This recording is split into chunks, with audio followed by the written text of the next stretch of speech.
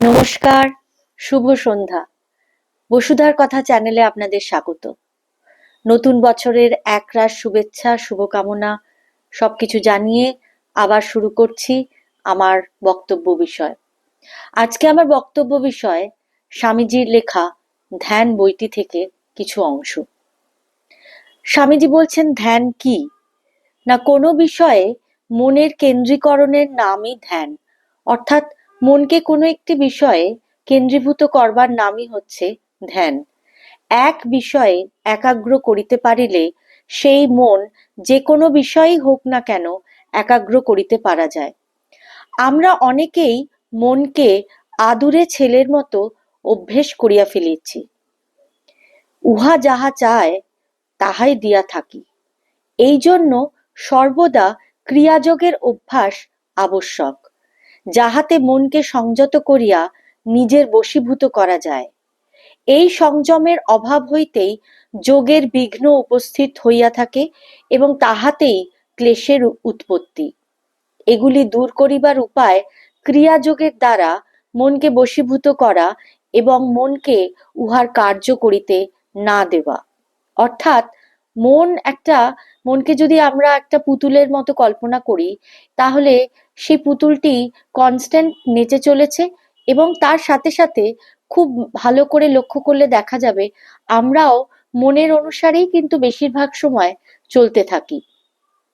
কিন্তু এখানে স্বামীজি বলছেন যে সেই যে মানে যে যে পুতুলের মতো যে চালিকা শক্তি আমাদের সর্বদা চালিত করছে, তাকে যদি এক জায়গায় আমরা কেন্দ্রীভূত করি এবং সেই মনের কথা না শুনে যেটা আসলে করণীয় সেটা করবার অভ্যেস করি, তাহলে আমাদের জীবন কিন্তু অনেক সহজ সরল হয়।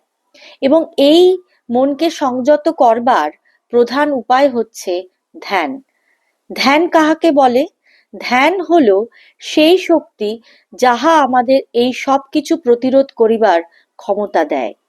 প্রকৃতি আমাদের প্রলোভন দেখাইয়া বলিতে পারে, দেখো কি সুন্দর বস্তু, আমরা ফিরিয়াও দেখিব না। তখন সে বলিবে, এই যে কি সুগন্ধ, আঘ্রাণ করো।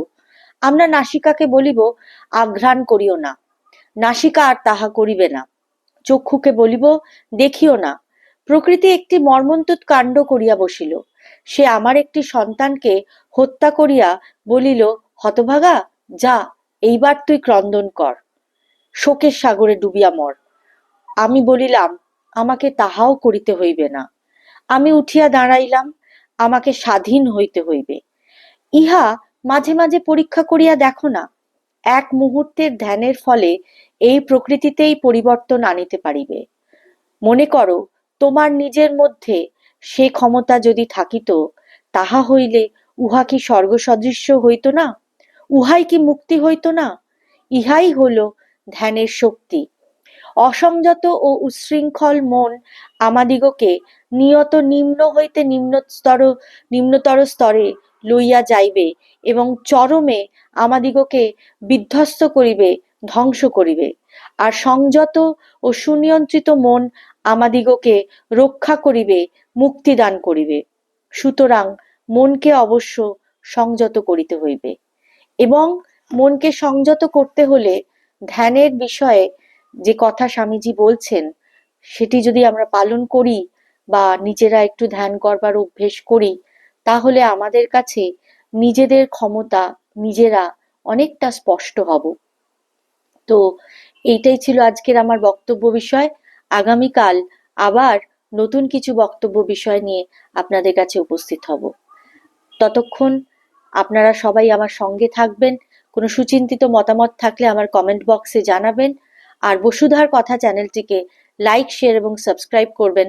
বেল আইকনটি প্রেস করে আমার চ্যানেলের সঙ্গে থাকবেন।